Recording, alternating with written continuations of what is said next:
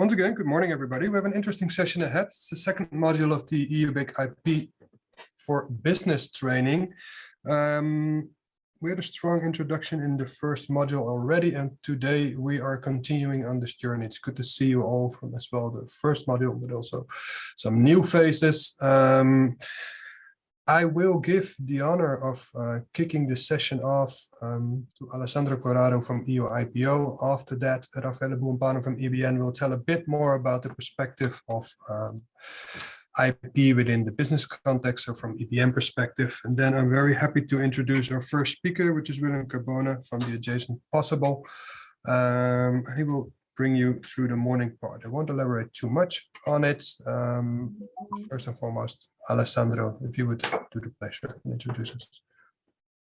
Thanks a lot, Bram, and thanks a lot for all participants for joining this joint initiative together with EBN. It's really a pleasure for us to be here.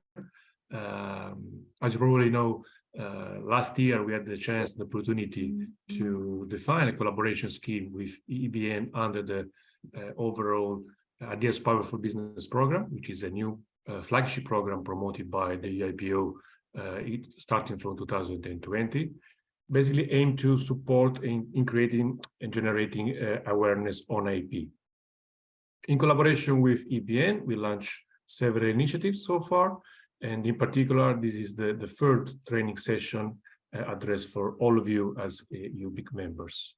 Last 16th of March, for those who had not the chance to participate, we managed to cover several elements of the IP business circle. In particular, our colleagues provided an overview on the importance of putting IP in the business context directly in the business strategy.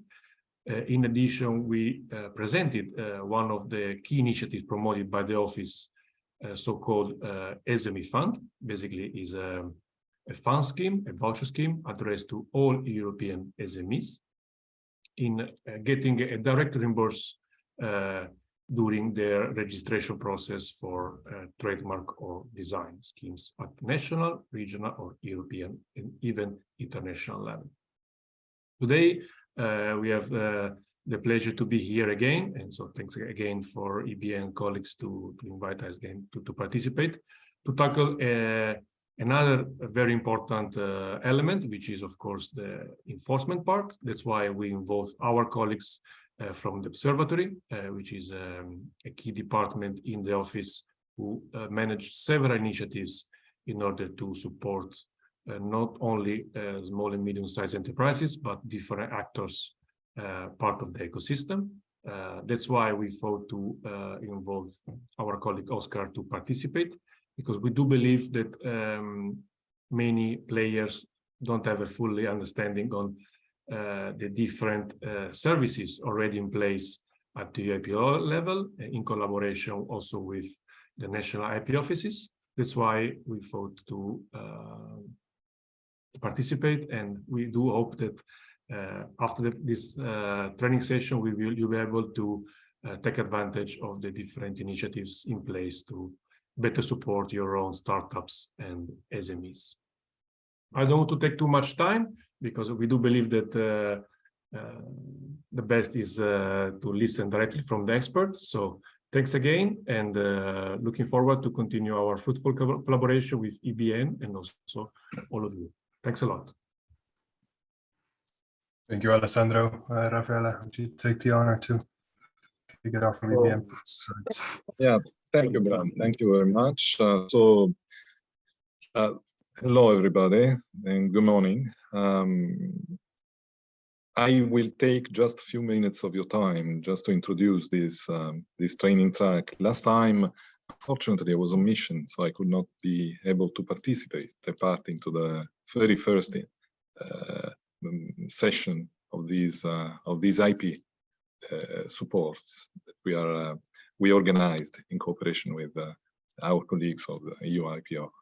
But my few words about the role of EBN within the IP, and myself in particular. I was due to my previous experience in the world of IP, I worked many years in the EPO and the European Patent Office in Munich. I took the liberty of just adding just a few more words on these introduction to the IP training track. So EBN, since the beginning of its activity, now it's about 40 years actually that EBN is working as an innovation support certification organization, offering a series of practical support and skill building session to its EU-BIC community. This one in particular, I feel personally, of course, but also knowing the members of our network, it's of particular importance because at the end of the story, IP represent the backbone of any modern company or organization. And it stands as a main tool for innovation stakeholders to promote and protect their creation, the intellectual creation. So that's why the main reason why we decided to include it, it's because of the importance we feel that the increase understanding using IP right and could help providing practical knowledge how to protect, commercialize, and enforce innovation. Primary function of IP is to protect, again, and encourage innovation. Distribution of new product, provision of new services, creation, exploitation of invention, trademarks, and design, creative contents in general. But intangible, I would say, as a general encompassing word. And since IP is so valuable for business critical, helping new venture, transforming their innovation potential in their creativity into practical added value for companies, for entrepreneurs. I think the reason that we feel the background that we are putting into this training track is especially focusing on the protection and mitigation of the risk associated to the business activities. On March 16, as I said, you met already for talking about business planning and UIPO Small Medium Enterprises funds for 2023. Today, instead, we're going directly into the IP exploration, discovery, protection, enforcement. We will enjoy the precious support, apart from our colleagues of UIPO, also from colleagues of WIPO, and the addition possible. We already introduced ourselves at the beginning. Last word about the organization of this. Bram already told you, went into some of the details, but the practical implementation in the session is based on a flexibility and hence level of interaction with participants. And of course, there will be also a comprehensive follow-up after the training. So all these, we feel that it could be a really added value for the EU-BIC training track. So these are just a few words about intellectual topic. We will talk for hours only about the specifics of the generalities of IP. But of course, I will leave now the space to the real session, for kicking off the real session. And from my side, only EBN colleagues, anyway, we wish you all a fruitful participation. Thank you. Thank you, Raffaele. Indeed, handing over to William, our first expert of the day, covering the topics of open innovation from ID to patent and rethinking patents, accelerating R&D. William, go ahead. We're curious to hear. All right, thank you. So good morning. My name is William Carbone. Originally from Italy. It's a pleasure to be here today. We're going to talk about how we can do IP exploration, particularly patents, and discover that. As you can notice here from our name, the adjacent possible is not just a coincidence that we have chosen this name. It means something that you can look at and improve from your current position and find an adjacent possibility to your current situation. It's a very deep concept, and it has been created by Stephen Johnson some years ago to actually explore the constant revolutionize the art of possibility, reinvent the art of possibility, but also to know how to move in the future. It's simply said, it's something that you see the horizon, but it's like a few meters after the horizon. You cannot see that unless you have tools and unless you go at the horizon. And particularly today, we talk about rethinking patents, so how we accelerate research and development through cross-industry innovation. And that might sound a bit complicated itself, but we also will explain why cross-industry is important and why we are tackling patents and research and development, and how they're linked. So about us, just a quick introduction. We are an idea factory that is designed as an open innovation studio. And our mission is to help clients explore the adjacent possible of ideas. You will understand what that means by the end of this session. And inventions that basically they can generate patents, and also products that then will fuel the business of the future. And about us, we launched the studio in 2021. We're based in Helsinki. And the Adjacent Possible is basically an open innovation studio with a focus on R&D and patents.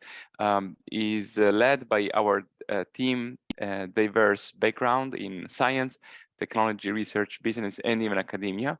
And as we mentioned before, it's been more than 2 years now that we are on this journey, and we have been creating some of the very exciting stuff that I will show you just quickly. I wanted to also take the opportunity to talk about a new opportunity, actually a new joint venture that we have, which is also very important for acceleration, and especially important for when we talk about venture studios. And we have a joint venture with Nobody Studios, so our methodology will help them and to scale and to create 100 companies in 5 years. That's their mission, and we have just joined them in January in order to achieve that.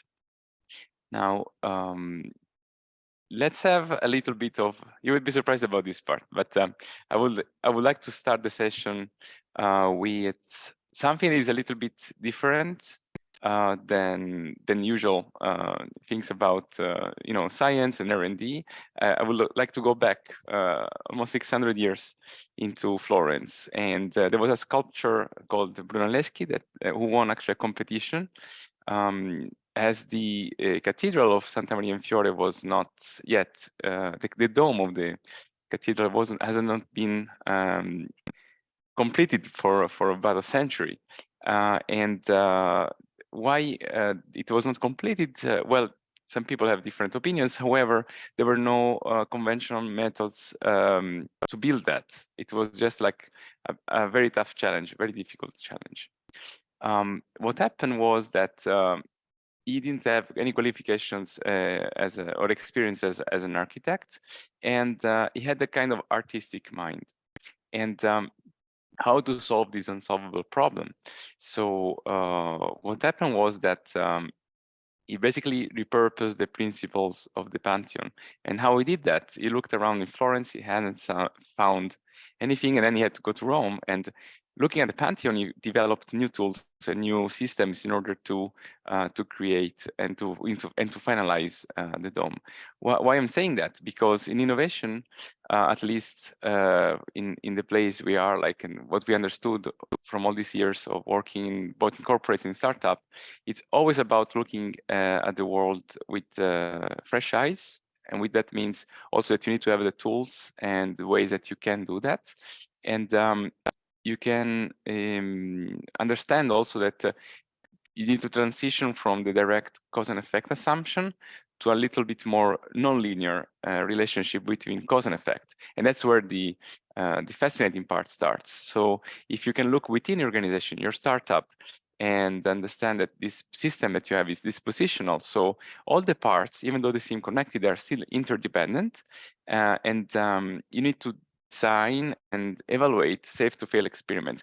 Of course, you need to have resources to do that, but it's a different mindset than just going into one strategy and commit all your resources to that only and exclusively.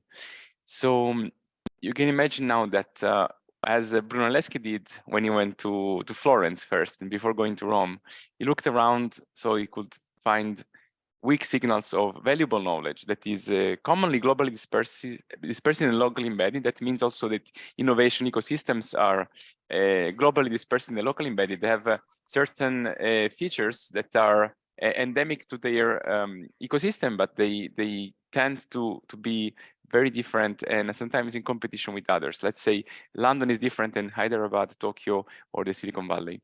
And we commonly leverage technology and creativity, not people, in order to create positive sum games. You maybe also heard about infinite game, and positive sum game is where everybody wins. And you will also hear this word called repurposing. So you can repurpose existing solution systematically, and you need to have an environment for that without obsessing about goals that you have predetermined and visions, because that also, especially as a startup, will help you to adapt and go further. I know that might sound very philosophical, but that might resonate to you, with you somehow. And then the last point is about look above, and that's what Brunelleschi also did when he went into Rome and entered the Pantheon. So we need to understand that the future is already here. It's not just evenly distributed.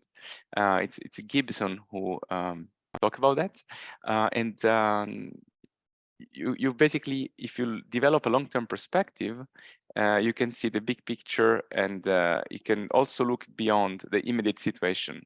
So that means that especially in innovation, you need to have, especially for patents, you need to have a long-term strategy on how you develop, and that's why maybe sometimes the patents have to be a little bit enlarged with their scope in order to accommodate, let's say, different industries. There are challenges. Of course, there are challenges in that. There are challenges in the cost, first of all. So the cost of research and development have been constantly rising, increasing over the last 20 years in almost every industry.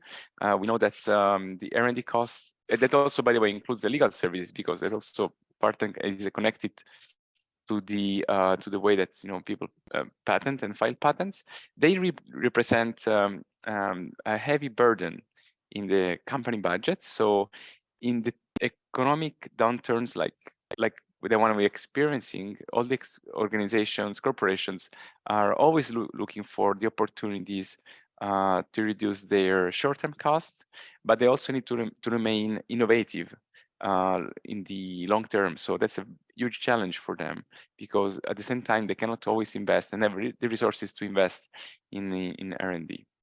Now, the other challenge, it also involves, of course, what we're experiencing, as I just said, the economic downturn, but there's also not just for startups or VCs or any other company. It's also for corporations.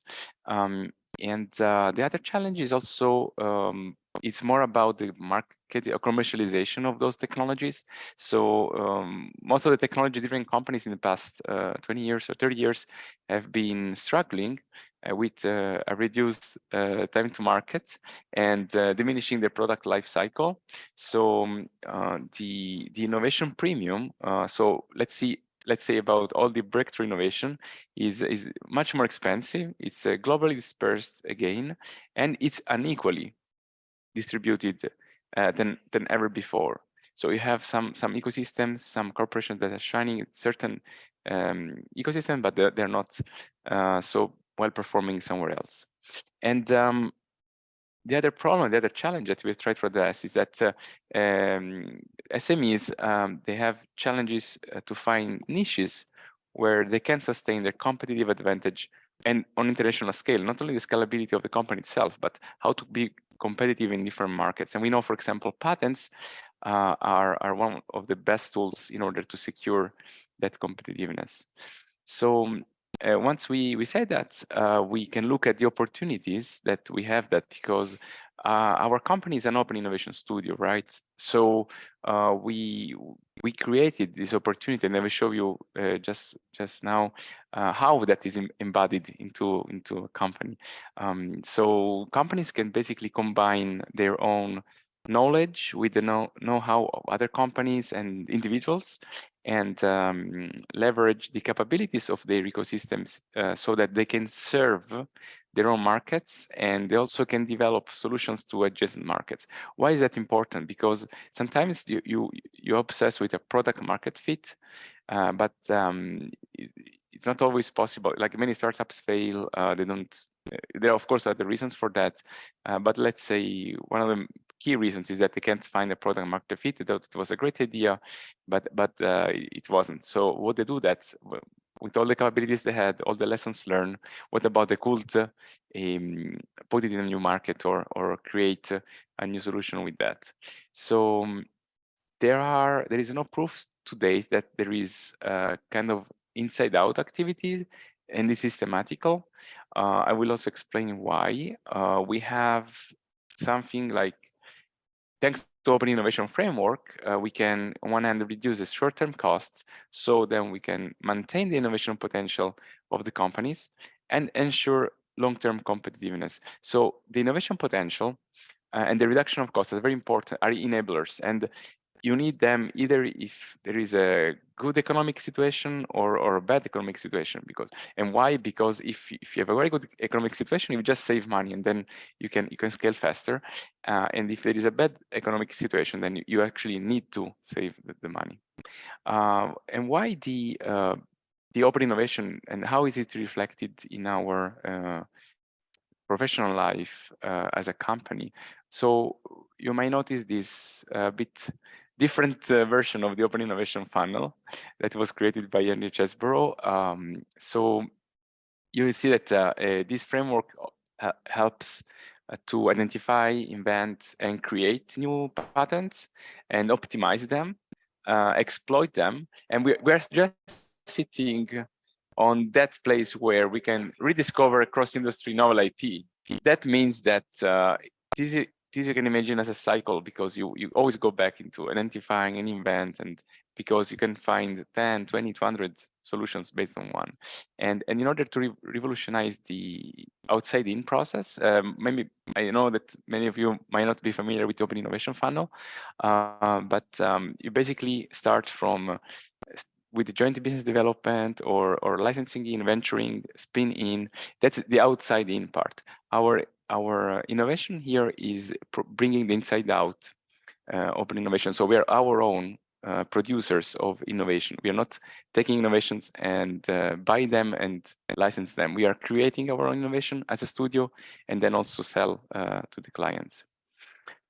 Now, why is that all important? Because a little bit, we finish with the inspirations now, but just to tell you about the first man that flew a plane on the Atlantic Ocean and the first man on the moon were alive at the same time. And why that's important? Because if innovation is successfully initiated and sufficient resources are allocated, then we can truly transform science fiction into science fact within a lifetime. And it's so that we are living in times of great technology advancements. You know, there is AI and so on.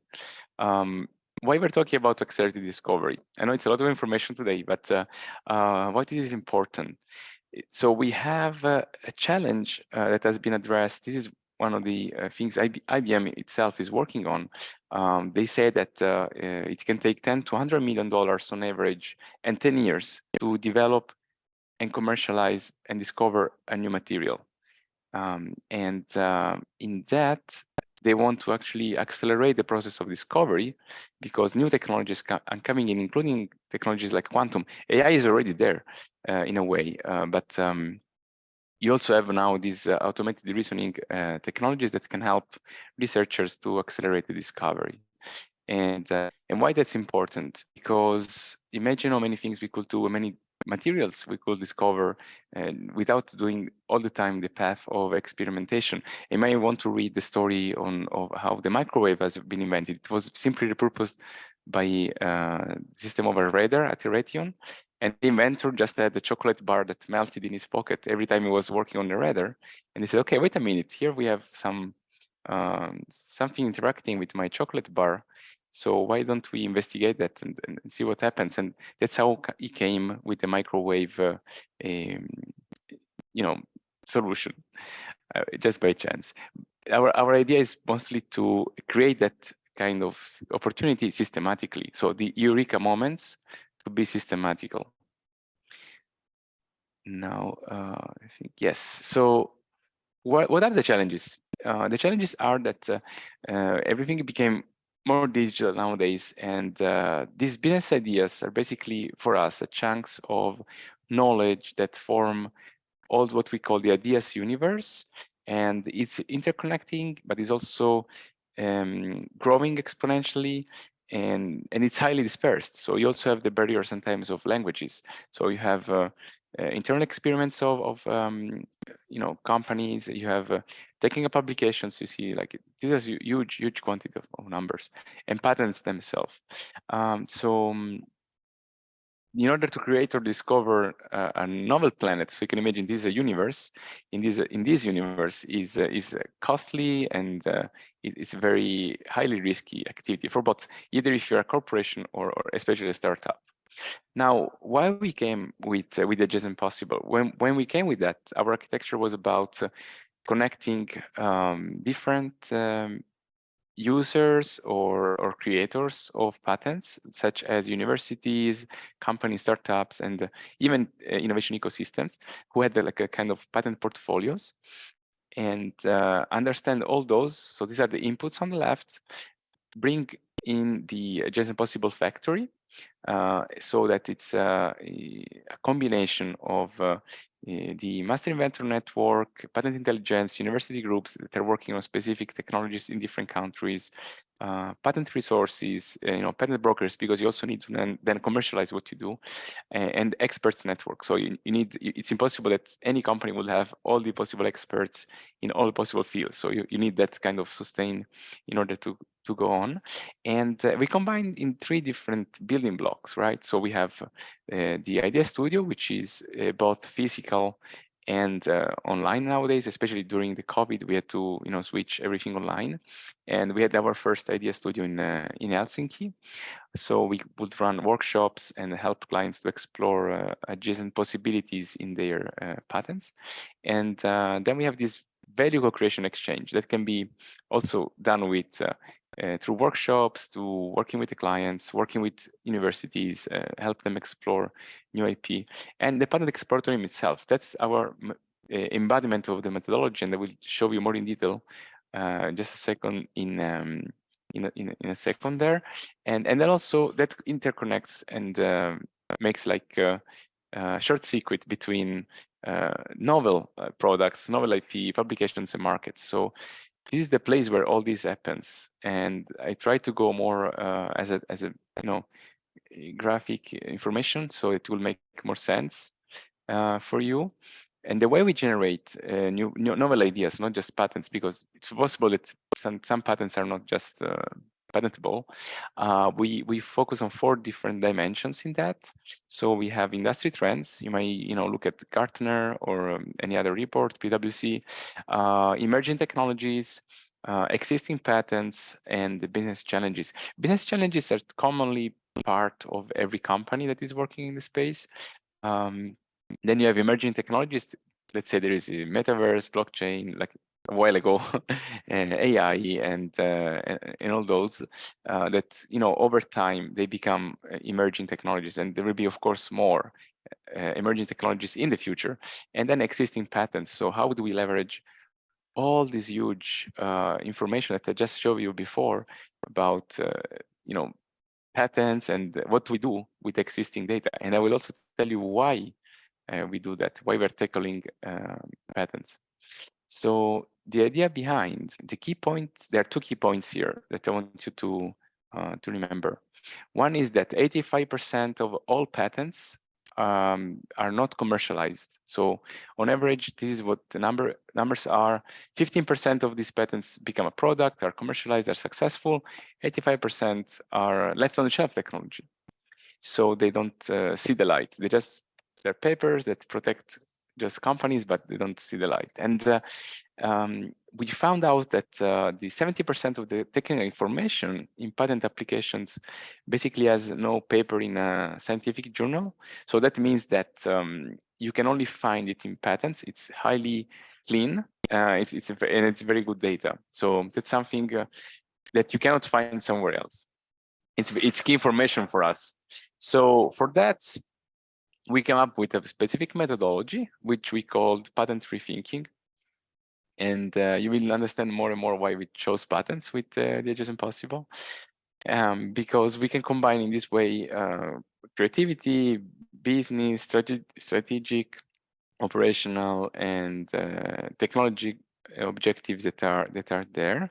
And we have different dimensions of this, the problem scoping. So that's how we would start with. On the left, we can focus on problems and business utility, and then we can, on the other side, we can broad business problems and utilities targeting societal also and environmental concerns, but can be any other nature. Then we run with an idea research and utility research. So the idea research is more about how to spark ideas, technology, landscaping. We have patents insights, and we also then run the composition and recombination, and I will show you how we do that with Exploratorium. And then there is the utility research. We have an initial market validation, we have competitor analysis and benchmarking, and this one, pretty sure people know how to do it in a way, because even law firms are able to do freedom to operate analysis for a company. And then the fun part starts with the co-creation, because you have more utility-centric scenario identification, and on the other side you get a little bit more business model design, and you have more target operating model ideation, so that you can already understand, so in a sort of design thinking way, like if you have a customer journey, how to do that. And then once it goes in this way, you have the patent engineering. So you have interviews with SMEs, you do patent co-creation with your organizations, and SMEs, coming back to what we said, expert network are very important, because we can't have all the capabilities of any industry in our in-house. So then there is also utility validation. It's very important, because we need to do hypothesis testing and see if these ideas are good enough. And we also need to create and define new KPIs. And ultimately, then there is the application. So the patent utility application, and there is a patent design planning. So you need to also make the design of the patent and create the go-to-market. We call it patent-infused the go-to-market strategy. So I think Raffaele was talking about the importance of patents before, and here is why it's so important not to have these patents remain on the shelf. Now, so that's the core of the methodology. So in the nutshell of our Exploratorium, because that's what it is about. That's all the company, right? In what we do, because that might not be clear from all the stuff I showed you so far. So we take existing patents or business contexts or ecosystem context. By the way, these patents are positioned in a business context and in an ecosystem context. And then through the accelerated invention and technology repurposing assessment, we are capable of transferring those into new business context, ecosystem context, and create new ideas and patterns. It's more than a fun of work. It's really exciting, because we see things that are completely unrelated in their industries, but they can be a success in the market. So we use that adjacent possibility of existing ideas and inventions to generate these new patents. They can be solutions only or products, and we help clients to do that. And there are many examples of that. For example, there was one idea about space propulsion system. There was a patent on space propulsion system. And this, of course, the company that made it is a space company, so it was not necessarily interested in Earth application. But their technology, their methodology was extremely efficient to solve some of the combustion problems on Earth about some ovens. And they found out that this was not related, but it could open a new market for them, and they were protected for it. Why it's also important if we speak about IP in this case patents, we need to mention risk, right? Everybody tries to reduce risk because you can look at identifying the risk. We can use like the normal risk management framework on the left. So usually you identify the risk, you analyze that, you review, mitigate, and monitor, and circle back in that, like you do that over and over. And the same applies for business ideas. So you have a new business definition, then you start the new prior art search, the freedom to operate analysis. So by the time you launch the business, you understand that nobody else is doing what you do, and also gives you confidence to do that. Then after that, you refine the business idea because you're a little bit more sure what you're going to go through, and you go for protection and execution. Now, where are we sitting? It's exactly on the point 3 between the freedom to operate analysis and the idea business refinement, because where our methodology finds its place, it's exactly how to help them to look at the world with fresh eyes and find new solutions based on what they came. So enlarge and complete that vision for them to date, because we don't know what's going to happen in 10 years with technology, with industry trends, and so on. So, but as for now, they have the guarantee, at least a certain percentage of it, that they haven't skipped any steps, or they haven't skipped any important parts. And this is so important for startups. Also, you need a companion that helps you to understand and move fast in your technology. Maybe a new competitor in Asia comes, or in Europe, and what you do, like they're faster, you're not protected, so you need to move fast and maybe even change and pivot your idea, and that's where we can help. So we also create, in order to enable that, we created a patent navigator, so we could test the ideas. And let's say we can also landscape that. We use different tools. Of course, we created some modules that are based on existing databases, and we have access and license to those. And what we are able to do is that we can landscape that. So if you have a particular innovation, you can basically position your idea into a context, in this case, into a landscape context. And why this is important, what you see here, like all the greens and all these parts, is that they are very highly populated places for you, and these are also the value of each patent. In the middle, you can find also some dark areas that are not highly populated, so that will be a very good spot for if you're looking for a certain innovation. So if you will position your solution here or here, then it's an unexplored, at least patent-wise, unexplored territory. So why this is important? Because you can save time, and if you compare that to any prior art technique, and so the inventors can really focus on what they do best. They don't need to lose time on the rest. And of course, from a legal standpoint, that's very important, because all the risks and issues are detected and mitigated. And we also see that in many organizations that approach us, they have patent quality issues. So how to write a patent with legalese part? Okay, we know that it has to be done in a certain way, but how to have a high quality patent? This tool, this methodology helps you to do that, to achieve that. Now, this is also it's not about working with us. Even though this EBN is not a business session, at the end, we're not trying to sell anything. I just want to show you how this is positioned, right?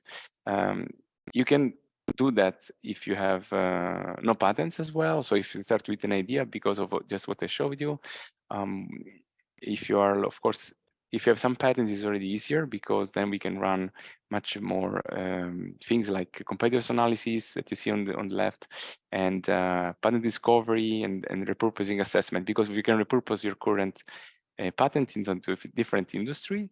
And then if you're a portfolio company, then you have also need for patent portfolio intelligence. It's like a little bit larger. Same if you start from a patent portfolio, then you can create even bigger opportunities, because you can even create interconnections among the companies in your portfolio. And that's so fascinating. We have seen some VCs who basically don't, they have many companies, okay, like maybe hundreds of companies. They don't think how much potential they have inside those companies. And that's the beauty, like you can interconnect the IP within your companies and their portfolios. It's Bram. Sorry to interrupt you. Yeah, Bram. Yeah, you're in a nice flow. It's very interesting. I think just to digest for a second, we have a raised hand from Malek from Veritech, one of the members. I think perhaps to take a question in the middle, if you allow for it, might be good also for us to digest. Absolutely. Thank Malek, you, Bram. Yes, go ahead. Thank you, Bram. Thank you, William. It's very interesting. If you could please go back to the previous slide. The one you were talking about. Yeah, previous one. This one? Yeah, this is actually very interesting. I just would like to know more of how does this work? Where's it's because this is an excellent testing and patent navigator. So I just wanted to inquire about the accessibility to incubators and accelerators like Beritech, for example, here in Lebanon or the Middle East. Who has access? Who has the ability to actually do that? Or is it something specific to you guys, or can you tell us more about it? Because this is really super interesting and it can be extremely beneficial for startups, especially that are, in the startup life cycle, the hardest phase is the growth phase and the scaling. So this could be a very important tool for them to do it before they go into the growth phase. So can you please tell us more about it, how they can access it, how we can benefit, because this is a very interesting tool. Please, William. Yeah. No, thanks so much, Malek. I appreciate your enthusiasm on that. So the way that we created this is in a consultancy base. So it is accessible, but it has to go through us because we made this work in certain ways. So feel free, to contact me anytime, and we're super happy to help you. I want to say also that all these, what I announced by the studios before, is that all the knowledge and what we had as a consultancy based is going to go into more like a product. So we are productizing all the learnings from it. So that then it will be accessible. Of course, it will be very different than what you see here. But it's something that at least there is a hope for a software or something that is accessible for a large scalability. But feel free to reach out to us, and I think you have my contact, or maybe at the end of the presentation. And I would love to hear more about what you do with the accelerators. We worked also with startups and accelerators in the past, so we know the challenges. We've been ourselves in the accelerators as well, so. Okay, makes sense. So even Kiara actually was asking the same question. Is it an AI software? Is it like, how do you guys do it? I think Kiara divided, because this is very interesting, not just because of the accessibility to it. This, as you were mentioning, William, it saves a lot of time, and also from a legal standpoint, especially that startups in the MENA region, as you know, because of the overall situation, don't really have the proper access to IP. So so it's basically an AI mapping. There is definitely AI also, because you need to make it NLP. You have different, depends also what you consider as AI. Definitely there's a lot of that, but nowadays everything is AI, and many startups are overselling themselves with AI. What I mean is that we need something also to convert all the languages, as you mentioned. Even the language sometimes is a challenge, not only in the Middle East, by the way, but also in Asia, in South America, because of if you're looking for a glass word, there has to be consistent in all the languages. And what if this word is different in China? It's actually in Chinese or in Japanese or in any other language. So you need to have also consistency in the language. That's why we need to use different AI or NLP technologies in order to achieve that. But I will be happy to help you, later on, and let you know more about how we do it. Perfect. Thank you, William. Thank you. Thank you. Yeah, let's continue. So just to show you where we are, with all the things that we have created, and apart, these are just the major projects that we've been in. We found out that there is also gender inequality. There was like between 12 to 17% of inventors that are women, and then we actually cooperated with Fresenius University in Germany with a group of students who actually helped us to frame and discover what new projects could do in order to increase this gender gap and involve more female funders female inventors into the pipeline of inventing. And what we saw there also, it is not like a general thing. Like some disciplines like biology are having more women than men. So it's also not a generic thing that all the patents and in every discipline have only men. And it's a win-win game because it's a positive sum game. So it means that if there are more women making patents, it doesn't mean that there are less men. They're just, the number of patents grows, and we need that diversity and new ideas especially in the invention process. I worked at IBM before, and we had a really good way to cooperate with teams. And of course, the thing about there was a lot of diversity. There are values that are vital for innovation. It's not just about female and man. It's about all having different people from different cultures. This is the real value of innovation then. And there are also some other solutions that we came up with, 2 patents. So we have an international patent pending on a solution called Aviogel that came from, it's like accuracy of water drops, but in a nutshell, it's about water bombing in a more efficient way, so that the common ways to water bomb now a mountain, it's simply to take water from the sea and drop it in the fire. But the problem is that there are some problems with evaporation of water. It's not safe for pilots, and it creates a lot of problems because it's also highly inefficient and costly. So what we came up with is spheres, hydrogel spheres that can grow when they are put into the water. So in the belly of the airplane while the airplane is flying, and they grow in volume. So then by the time that they are dropped to the mountain, first of all, the pilots can fly higher. So there is more ballistic precision, and the impact with the ground kills the fire, suffocates the fire. And just to show you how great our engine is, like what we came up with is that how to do reforestation. So when the fire is over, you can replant the forest. And that's such a beautiful way to think about, solving a solution, but also thinking about the future right away. And then there is one about Ask Nearby. It's more like bringing knowledge, offline knowledge online, and something we did with European Space Agency. And that's, by the way, Bram, where we met. Like he was talking about, quantum in space. It was like 2 years, like a year and a half ago, and suggested that we would apply for that. And yeah, we got. We created a system called, it was prototype, now called Quasi, and it's a little bit about quantum computing and space tech.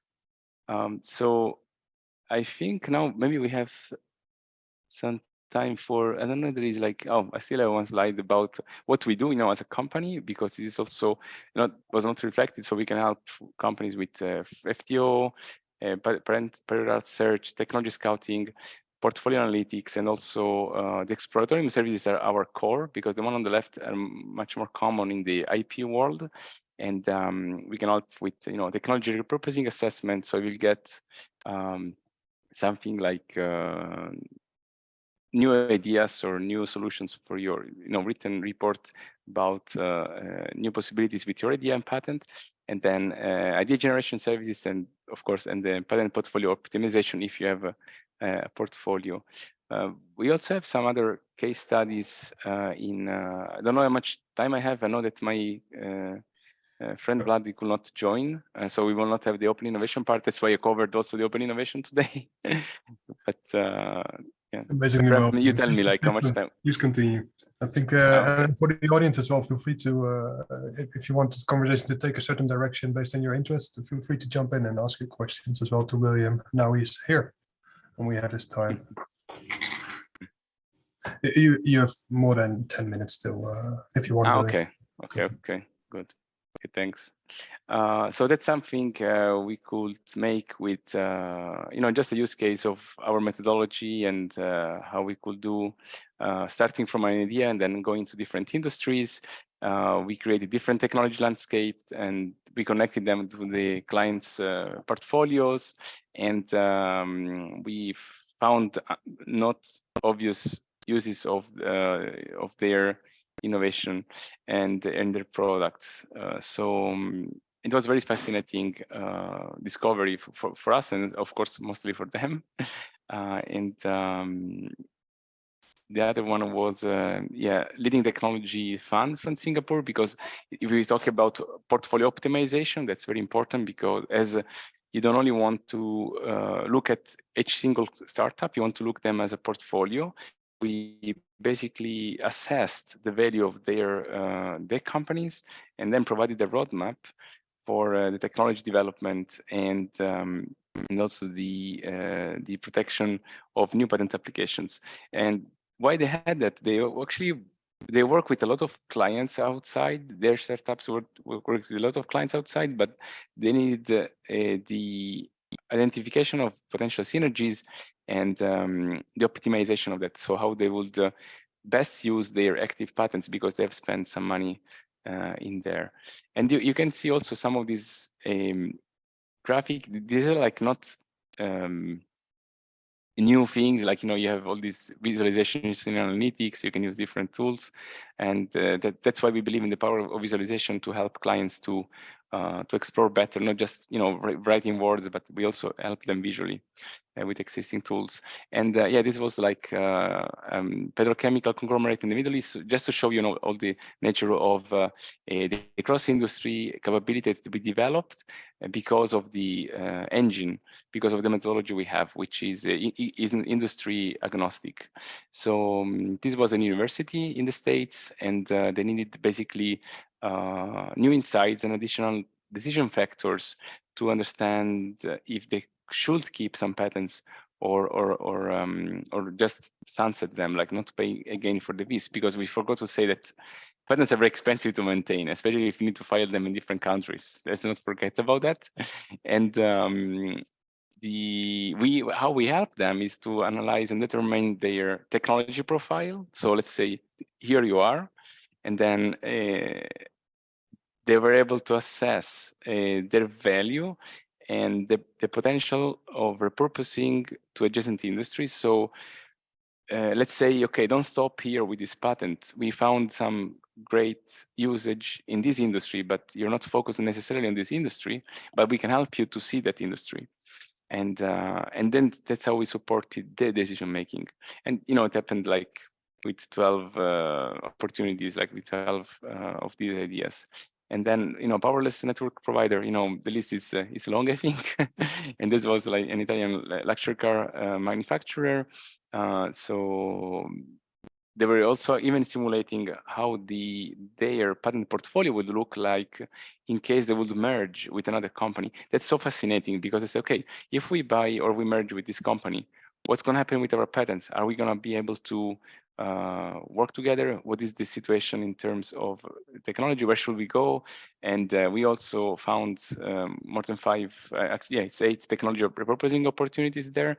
So we had this also capability of simulating their patent portfolio and create a patent strategy roadmap for them. And you see how many things you can do with this methodology. Like it's almost, I don't say endless, because there is a limit to that, but you can have a different perspectives compared to normal approaches in innovation and intellectual property. I think that's actually, my last slide. I can put one, I think I have one about Q&A. But that should be my last slide, actually. Thank It was you. Thanks a going bunch, fast. Ryan. Yeah, absolutely fascinating. Great to hear.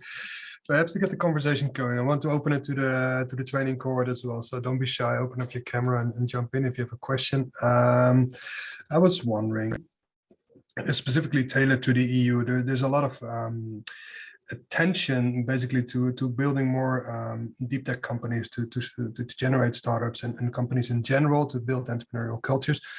We have a background in the EU with quite a above average range of patent filings, research papers being published, etc. But we still have a tremendous gap between science to market. I do think indeed, if you look to what you're doing with DJs Impossible is indeed a great way to source what is already published and what can be utilized in different ways to generate new ideas. Perhaps I'm also familiar with the Nobody Studios, a new chapter that DJs Impossible is venturing in. I happen to be a nobody myself as well, in a very humble way.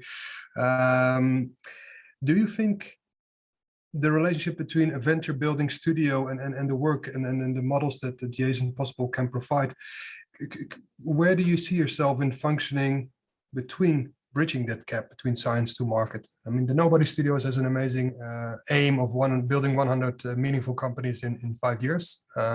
Where do you fit in, and what do you think is the role of patents and venture building? You're still muted. Sorry. Yeah, sorry, I realize now. Yeah, so there are different dimensions to that. In one hand, we have the acceleration, because you can imagine it's also a grand challenge to be able to build 100 companies in 5 years, because you need a completely different set of skills, you need tools, and you need to invent, like we were seeing before, with the Santa Maria in Fiore, the dome, and you need speed. You need also be able to pivot, and that's why, for example, Nobody Studios has created a process called Progressive that takes you from ideation, concept, launch, optimization, and scale optimization. So it means that you can go from idea to scalability and create. Everybody tries to go for a unicorn, but you don't need necessarily to go for a unicorn in order to be successful. You can do a bit less and still be a very good company with very good revenues. So there is an acceleration part to that, and how we help them is because we introduced the IP dimension in the venture studio business. And on the talks we had in recent years with venture studios or venture capitalists, they were a little bit against the fact that, not completely against, but of course, especially depending on the level of maturity of a company, they were a bit opposing to think about patents, because they say, okay, but now this startup cannot really easily pivot if they have a patent in that space. And what if we find a different product market fit? We have to spend again money into into IP again, and we need to spend, sometimes it's hundreds of thousands of dollars depending on the portfolio. So one way we can help these studios is that we can give that elasticity in order to think about different solutions with their startup and with their portfolio, with their idea, and put them into perspective. That means they can still file them. They can still file the patent and be flexible enough for new opportunities, and create that environment that they can constantly monitor what's happening with their startups, with their portfolio, and even proactively patent something, because they say, okay, we're going to build a family of portfolio in this direction, and we didn't know without you how to do that, and we didn't think of it. So the two big distinctions are the acceleration, because you also need speed. As we've seen before, you need to save costs. This helps you to save costs, especially in the long term. And then the third one is this kind of element, this building block that helps startups inside the studio to look at patents in a more flexible way, more elastic way. Great, thank you. Training cohort, anybody would like to ask a question? Feel free to open your mic or camera. Kia. Hi, morning, everybody. Hi, William. Thank you very much. It was very Chiara. interesting. So my question is actually a bit different. I wanted to know, how did you started? How this idea of the Addition Possible started? So what was the leverage to kickstart this approach? to IP open innovation, because I find it very innovative, but in a way sounds very good at my earrings. So when I hear it, I understand it. Okay, I don't get the whole complexity about it, but it really resonates and makes a lot of sense. So I wanted to know, how did it start? Did you start?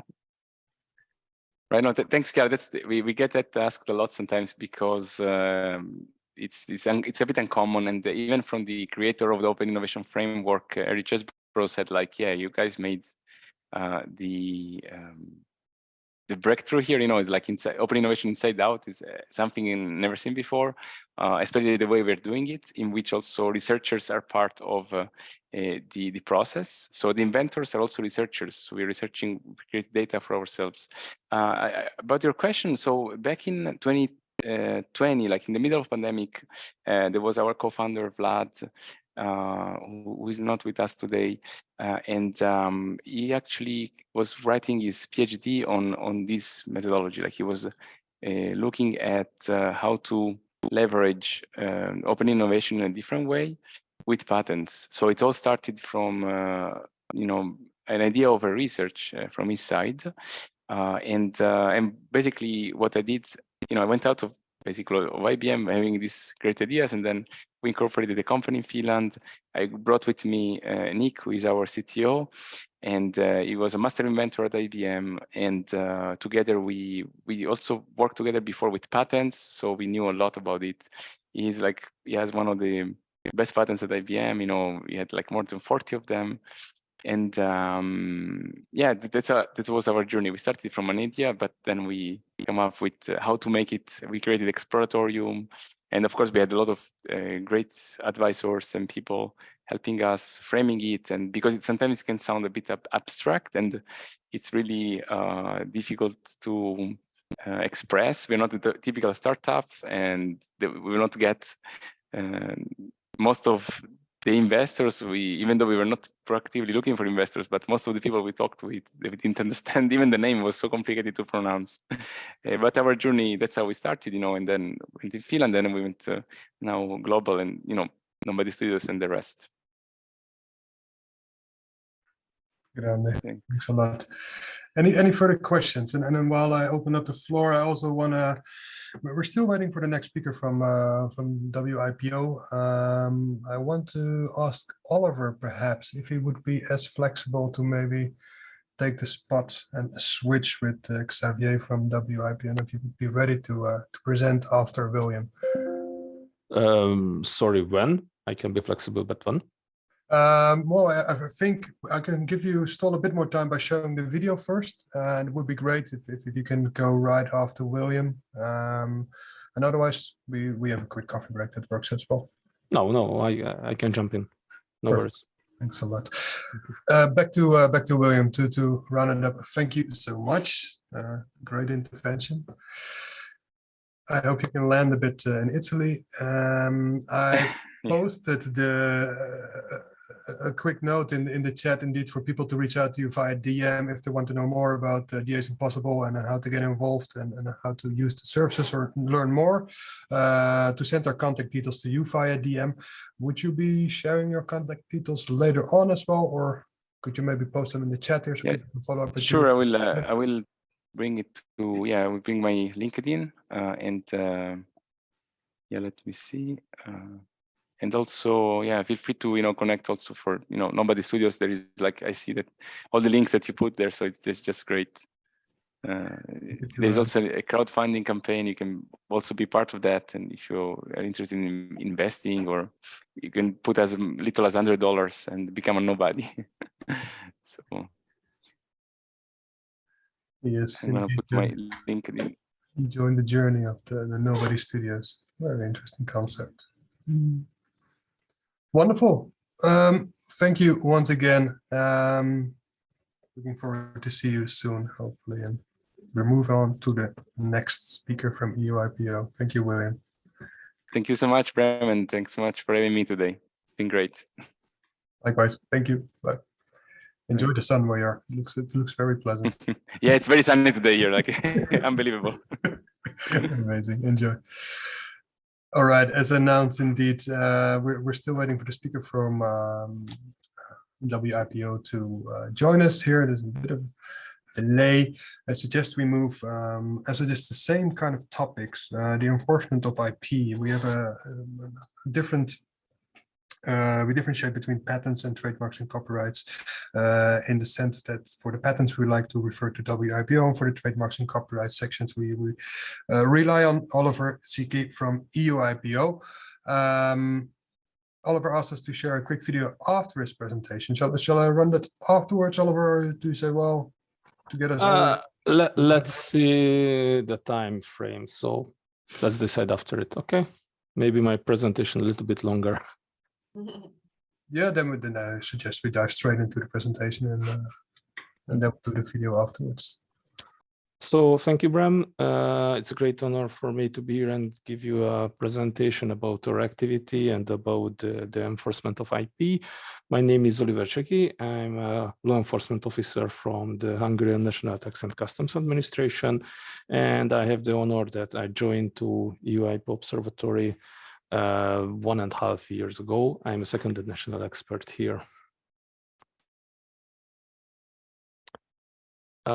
First, I would like to give you a quick overview about my department. The European Observatory on Infringement of Intellectual Property Rights, well known as Observatory, was created as part of the Commission's internal Market and Service Directorate General in 2009. And following a proposal by the Commission, the Observatory was fully entrusted to EUIPO, formerly known as OHIM, in 2012. This is the reason for this special banner you can see in the corner. Last year, we celebrated the 10 years anniversary. So what is it? The observatory is a wonderful network. It's composed of public and private sector representatives who collaborate in an active working groups. And there are also representatives from civil society and other observers as well. The public sector's representatives are designated by each member state, and the private sector representatives include a broad and balanced range of union and the national bodies. There are a number of other networks that are created when there is a specific need, such as, for example, a project to coordinate or a particular activity to carry it out. First example are the working groups. We are set up on the basis of proposal by stakeholders, and currently we have 4 active working groups now. The first one is the IP in the digital world, one for public awareness, an enforcement one, and the last but not least is the economic and statistic. There are also expert groups made up of experts proposed by the stakeholders or by EUIPO, and these groups help guiding the implementation of projects in specialized fields of different activities. Although I have to highlight that the observatory has no direct enforcement powers, it brings together a wide range of stakeholders who use their technical skills, experience, and knowledge to protect and promote IP rights. Okay. Let's see the main objectives of the observatory. The first is provide evidence-based contribution and data to enable the EU policymakers to shape effective IP enforcement policies and also to support innovation and creativity. The second one is to provide the data, tools, and databases to support the fight against IP infringements. And last but not least, to provide the knowledge and learning programs for IP and IP. Sorry, I have to close the door. It's too loud. So to provide knowledge and learning programs for IP and enforcement authorities as well as for business and IP practitioners. We have around 100 intellectual property publications, studies, reports, and the observatory works to provide evidence-based data on the impact of intellectual property on the economic of the EU, as well as on its role and public perceptions. we are conducting a program of socioeconomic studies in order to meet these objectives. I highly recommend you to visit our website to see these remarkable documents. In the middle of the screen, you can find my two favorite reports. The left one is the relevant now for us, a joint report with Digitaxud about the results of seized and detained goods at the border and also in the internal market. We used copies, you can see the full name of the tool, as a source for the data at the border, and we used IPEP for the internal market data. I will introduce this system a little bit later. The next one is also a joint report, but in this case, we did this together with Europol. And it is also interesting. It's a general overview through different sectors of the goods, like tobacco products, IT products, foods, drinks, clothes, etc. I think it's really interesting. And here we are. The big question is, why is this topic important for us? It's a theoretical question because this is why we get our salary. This is our job. So all jokes aside, we have to talk about this really serious issue. Counterfeiting and piracy are very lucrative criminal activities with relatively low detection risks. Moreover, sentences for counterfeiting are considerably lower than for many other criminal activities, such as drug trafficking or migrant smuggling, for example. Now, please focus on the bottom of the screen. As you probably know, the economic value of the counterfeit and pirated goods is huge. It is almost 6% at EU level and 2.5% on global level. On the top left, you can find the most relevant source countries of the seized fake goods in 2021. And China was the main country of origin for IPR infringing goods detained at the EU's external border. The second most common non-EU countries of prominence was Turkey, like in 2020 also. On the top right, you can see the separation of the reported quantity seized or detained by my colleagues at the internal market. It's the deep blue one, and at the border, the light blue one. In 2021, around 86 million of IPR infringed goods have been seized or detained by the authorities of the EU. And the estimated value of these goods is close to 2 billion euro. You can see the yellow line represent this quantity. So, as we've seen, almost 6% of the EU import consists of fake, and unfortunately, the other number on the right doesn't look good either. In general, the customs authorities has the capacity to inspect 1% of the total trade flow. So we need to support the enforcement authorities, and here is an example. How can we? This is a little bit theoretical. It is EMPACT. EMPACT is the European Multidisciplinary Platform Against Criminal Threats. Is a security initiative driven by EU member states to identify priorities and address threats posed by organized and serious international crime. The EMPACT runs in a 4-year cycle, and as I said, it is a multidisciplinary cooperation platform of member states supported by all EU institutions, bodies, and agencies like Europol, Frontex, Eurojust, CIPOL, OLAF, or EUIPO as well. It's also important to mention that third countries and international organizations and other public and private partners are also associated. Let's see a little bit detailed. The SOCTA. SOCTA is the Serious and Organized Crime Threat Assessment. Europol delivers this SOCTA based on data from member state law enforcement authorities. Also, they are using their own databases and data from other EU agencies and from third partners, countries or private partners as well. The SOCTA contains an analysis of the present and the future threats posed by serious and organized crime to the EU, and also a set of recommended crime priorities.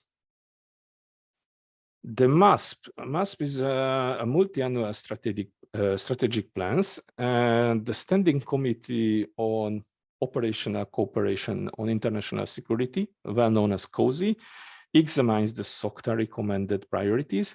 And on that basis, the Council adopted the EU crime priorities for the next 4 years. After that, the Commission convenes a meeting for the relevant parties to draft a 4-year long MASP, which contains a list of general objectives, strategic goals that should be achieved during the cycle. The third point is OAP. OAP means Operation Actual Plans. These MASPs are implemented by Operation Actual Plans, usually one per priority and per year.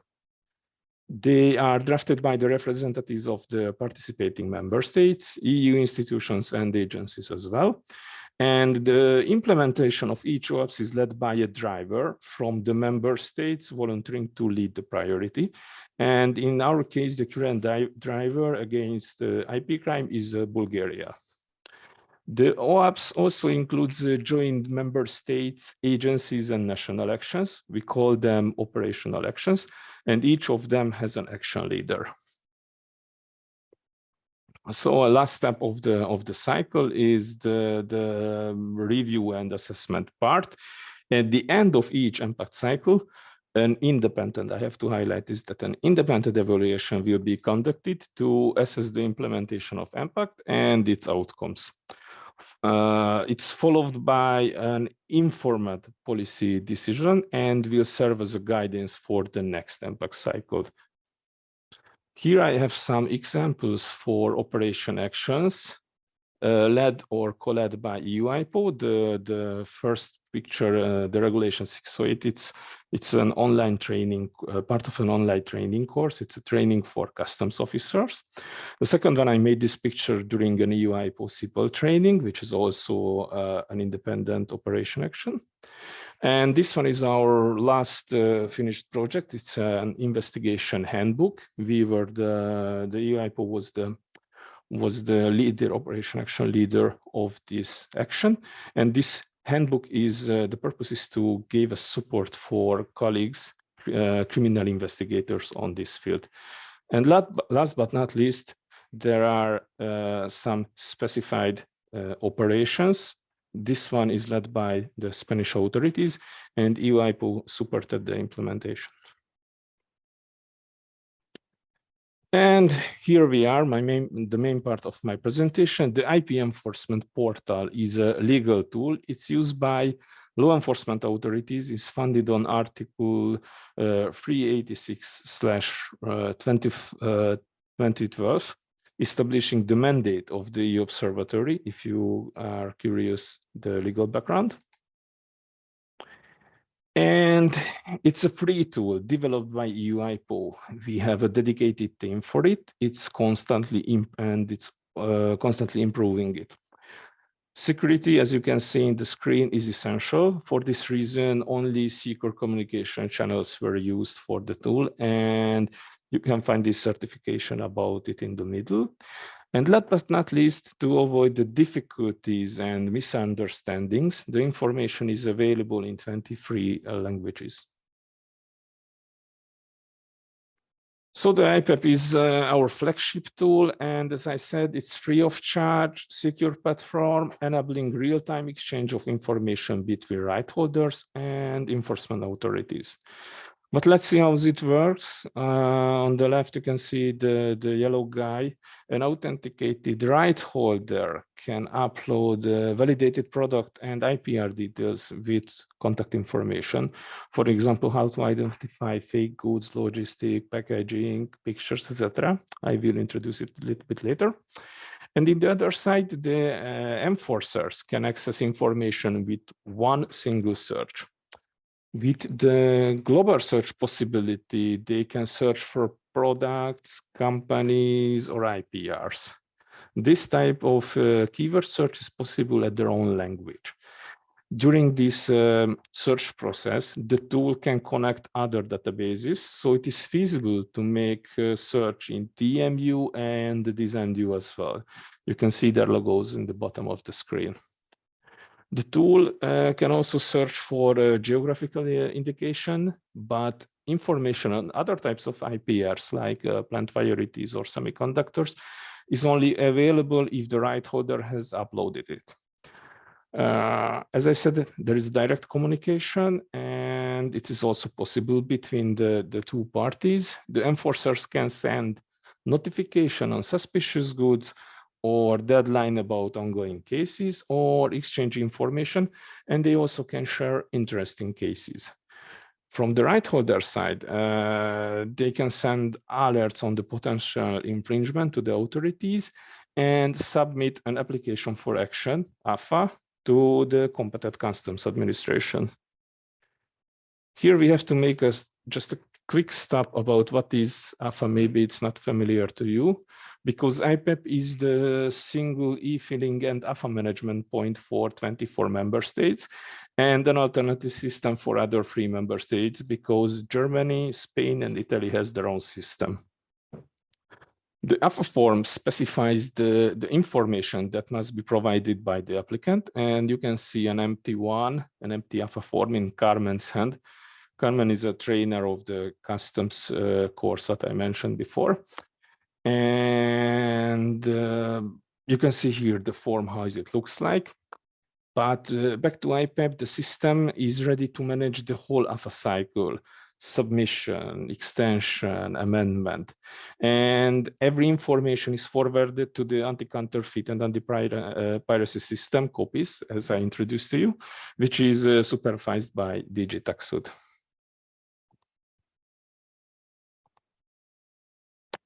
So the tool can make the life easier. Thanks to the global search possibility, one process can have multiple results. It is multilingual and it has access to other databases as well. Direct communication can speed up the official procedure. I will introduce different type of notification a little bit later. But let's see now how it works, the system. As mentioned, the authenticated right holder can upload validated product and IPR details with contact informations. And to obtain this information, the authorities must launch a search within the tool. Let's see an example.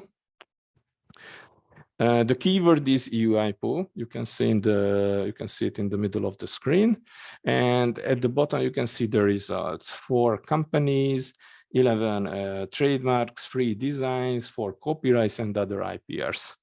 By the way, the results obtained can be further filtered for each member states, and in this example you can see we will use Belgium. In the middle, you can find the results of trademarks. Now let's see the available information behind the trademark reference number. Click on it, and after, voila, almost everything is here, every relevant details, the current status of the registered IP, the dates, the trademark type and classification, and also the office where the registration proceed. It's marked with red, it was the IPO. Now let's see the options to how to reach the right holder. After a click on the name of the company, a side menu will be visible with detailed company information.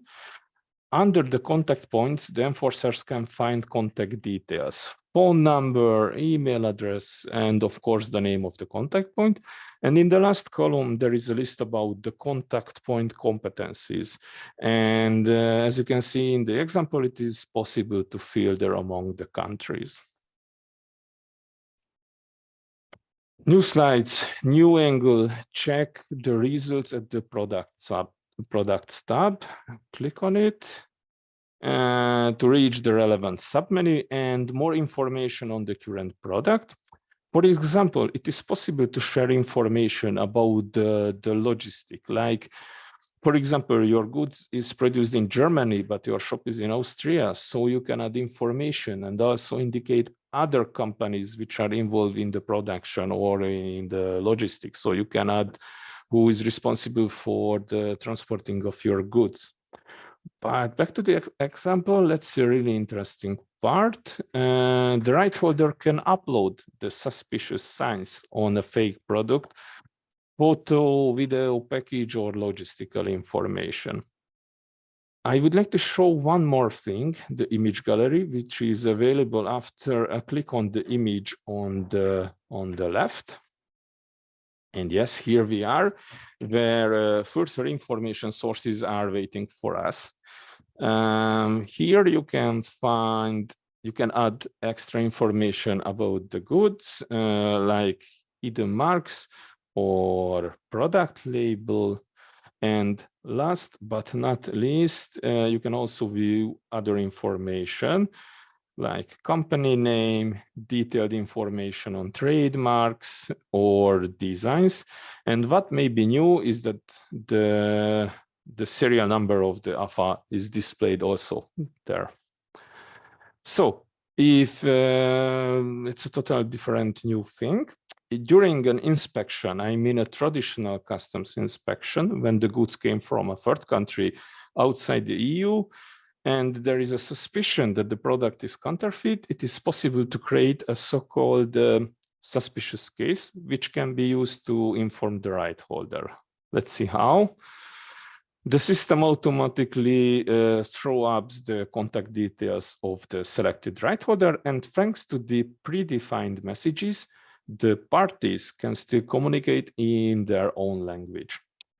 The enforcers can set a deadline regarding for the regulation, and it is possible to export the communication flow in PDF or Excel file. It is also possible to set detailed sender information, like name of the contact, email address, and other unit or department as well, to make easier the communication flow and make more transparent the process. As you can see, it is also possible to initiate a special procedure to request an ex officio AFA submission from the right holder. Here we can find the contact information of the contact points, and of course the results obtained can be further filtered for each member states, as we already seen it before.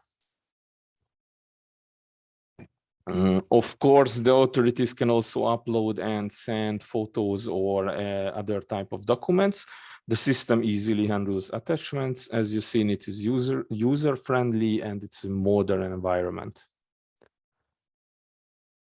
In the following slides, I will introduce you the system that also fit to manage different type of notification, total different one, like we already seen. This is the alerts from the right holder side. It is possible to send the alert message to the authority or authorities, depends on the background information. It's like a phone call, like an email, but thanks to IPAP, everything is going through a secured communication channel. The alerts can be about new trend or specific information as well. At the alerted authority side, if the alert message contains relevant information for other enforcement authority, they can forward it. As you can see here, it is possible to find the authority according their country or their type, like one's responsible for the internal market or just the border or both. The big players like Europol, Olaf, Frontex are also among the users. The alerts at the end can be downloaded in PDF or Excel format as well. And after, it's more easy to distribute it and present it to other colleagues in the authority. A small interesting thing, in addition to forward an alert message sent by the right holder, the enforcement authorities can create their own alert notification or interesting cases as well. And while the interesting cases will be available for every enforcement authorities in IPEP, the alert messages could have a direct recipient. Go to interesting cases. It is also possible to provide other details and a detailed description about the case. The use of translation tools may be justified over here because you can see you can add a detailed description. And I usually recommend them to colleagues who have difficulties with foreign language to use translation tools. Once the interesting case has been created and submitted, it can be downloaded in a PDF and Excel format, as we heard before, and can be presented in, for example, in educational sessions to other colleagues. In addition to the contact details, the user can also attach documents and images, just like we saw at the alerts. I have made a small graphic to help us better understand the communication flow and the options, because I have to admit at the first time it was not super clear for me. So let's see it really quickly. And as you can see, in the case of suspicious case, the right holder can, the enforcement authority can send a notification to the right holders. About interesting cases, the enforcement authority, if there is a best practice, they want to share it because they think it's useful, they can create this interesting case and forward it to all of the enforcement authorities in the system. Last but not least, we have the alert notifications. The right holder can create this notification and forward it to an enforcement authority or more enforcement authorities. It depends on the information. And the enforcement authority can forward this message or create their own alert notification and forward it to another enforcement authority or more authorities. Here I have a screenshot. It is an example for the automated mail notification service. Contact emails can be set up in the system to notify the user of any IPEP communication. So in this case, you don't need to enter the system day by day, only when you have this notification via email. As you can see, we have on board more than 1,400 companies, more than 50,000 intellectual property rights, 8,500 products, more than 70 enforcement authorities, and a quite active enforcer right holders community. In last December, we held an IPEP forum here in Alicante with over 120 participants to discuss the current state of IPEP, exchange experiences, and identify possible areas for future improvement.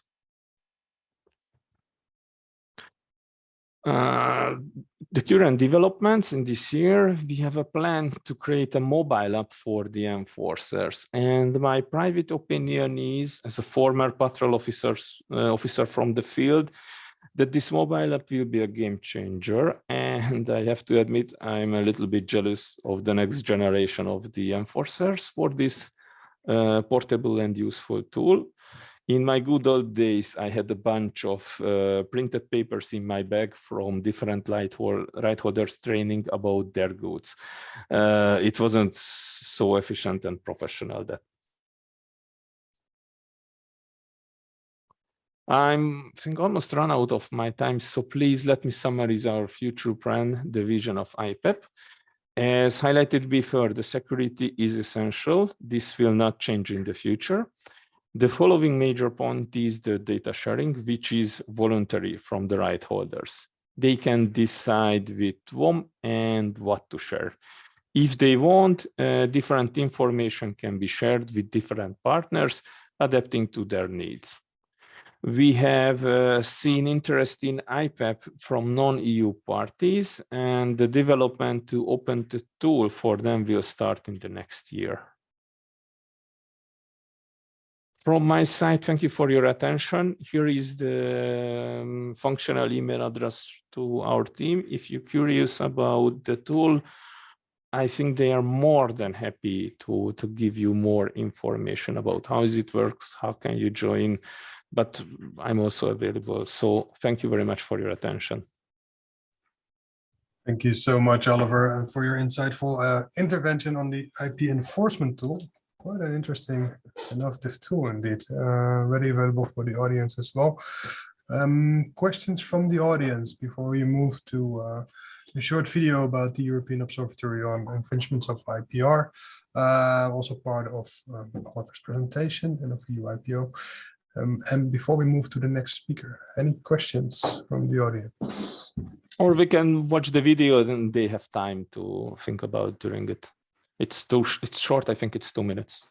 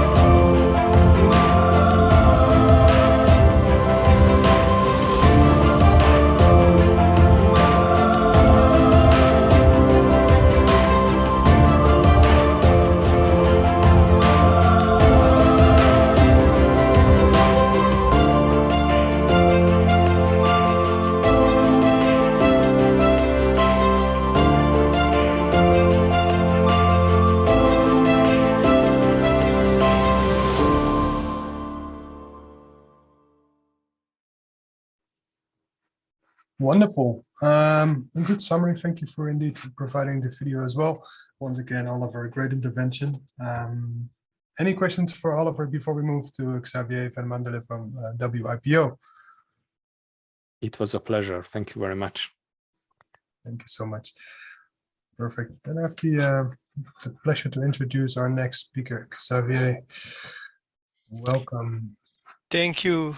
Thank you, Bram. Good morning, ladies and gentlemen. It's a pleasure being with you for this event, and I would like at the outset to thank EBN for this opportunity. So my name is Xavier Van Mandelen. I'm Senior Legal Counselor in WIPO, the World Intellectual Property Organization. I hope that most of you know what WIPO is. WIPO is a UN specialized agency dealing with IP in general, including the management of the systems for the registration of industrial property rights at international level. In the patent field, for example, the international patents are registered through the PCT system, the Patent Cooperation Treaty. I hope you are familiar with this. And now, since WIPO is dealing with all IP issues, of course, it also has an interest in the enforcement of intellectual property. And I'm working in the Building Respect for IP division of WIPO, which is this division that deals with IP enforcement. Now, I have been asked to speak about the enforcement of patent rights, something which of course is of great importance for SMEs and startups. As I was telling you, have been asked to speak about the enforcement of patent rights, which of course is of matter for SMEs and the startups which own patents. Now, I will try to be as practical as possible. I will briefly frame the issue. I will try to avoid being too legalese, but I will have, nevertheless, to speak a little bit about the legal framework to show you what tools, what legal tools you have to protect your patent rights. And I will very briefly deal with some concrete aspects to focus from the perspective of SMEs and startups. Now, let's start by framing the issue. First and foremost, I would like to remind you that the patent rights, if you own a patent, you have the right as patentee to oppose that any third party would, without your consent as patentee, would make use of a for sale or import for this purpose the patented product, if it's about a product which is patented, or the product obtained directly by the patented process, if we speak about a process patent, or you also have, of course, the right to oppose the use of the patented process, once again, if we speak about a patented process. Now, you are the patentee. Your rights are infringed. What can you do? First and foremost, I would say, well, bear with me, but you have a big interest to have a good attorney at law and or patent attorney to defend your right, and also probably to defend the validity of your patent, because very often if you contend that your patent rights are infringed, the alleged infringer very often will counterclaim that your patent is not valid. Lack of invention, lack of inventive step, lack of novelty, etc., etc. Now, in many cases, if you notice that your patent rights are infringed, the first thing you will do with the help of your legal counsels is to inform the person you suspect of infringing your right and ask him to cease, to desist from his behavior. That's very often, not always the case, but very often the case. Now, if the infringer doesn't do that, what can you do? Well, there are basically three options. The first one, the worst, is doing nothing. That's to your detriment. The second is starting a litigation, so starting a procedure in front of the competent courts. And if we speak about litigation, remember this, of course, you know it, patent rights are territorial rights. It means that you will have to come forward to defend your patent rights in the area covered by the patent. So if you have national patents, you will have to go in front of the court of this country where you have a valid patent. Now, of course, you know about the European patents. This current system with the European patents is that it's a bundle of national patents. So even with European patents, you still have to go in front of the various national courts to defend your rights wherever those rights are infringed. But there is a game changer. I'm sure you are aware of that. There is a new system that is going to be quickly launched in June of this year. That's a unified patent court, which will be, I will say a little more words about this unified patent court later in my presentation. But this unified patent court will be able to handle litigation relating to classical European patents and also to the new European patents having a unitary effect. I don't want to go too much into the detail of that, but I'm sure you have heard about those new European patents with unitary effect that will be patents having a validity in all the participating countries to the system of the unitary patent. Now, you have the litigation, that's a possibility, but often the litigation is very costly. Another possibility would be to go via the way of the alternative dispute resolution, ADRs. And by that, I mean arbitration or mediation. I will also say a few words about that in a moment. Now, I promise you not to be too legalistic, but of course, as patent right holder, you need to know what are the legal tools that are available. And of course, the situation varies from country to country because each and every nation has its own legal framework. However, and that's good news, if I may say so, there is a common pattern throughout all the countries in the world which are members of the World Trade Organization. Why is this so? It is so because the national laws providing for the enforcement mechanisms have to be in accordance with the TRIPS agreement, the agreement on the trade-related aspects of intellectual property rights, which has been negotiated at the level of the World Trade Organization. And why does it matter? It matters because the TRIPS agreement up to today is the only multilateral agreement, international multilateral agreement, which contains minimum standards dedicated inter alia to the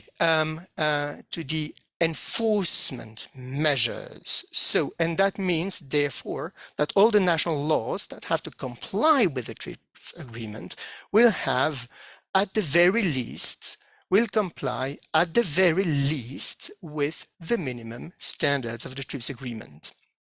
And as I said, the TRIPS agreement deals with various IP issues, including part 3 thereof, which deals with the enforcement of intellectual property rights. And it provides for various mechanisms to enforce the intellectual property rights, including the patent rights.